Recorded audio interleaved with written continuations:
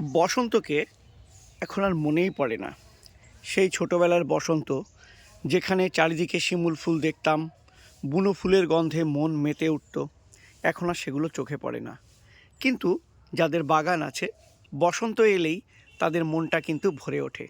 তার কারণ এই বসন্তেই চারিদিকে আম, জাম, কাঁঠাল, ডালিম, লেবুসহ সমস্ত গাছ ভরে ওঠে মুকুলে মুকুলে।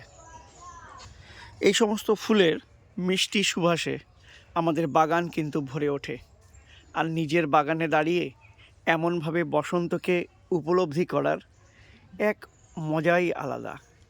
এই অনন্য অনুভূতি পেতে আমরা সবাই কিন্তু সবসময় মুখিয়ে থাকি এই বসন্তের অপেক্ষায়। তাই তো দেখুন, আমাদের বাগান সেজে উঠেছে অনন্য সাজে।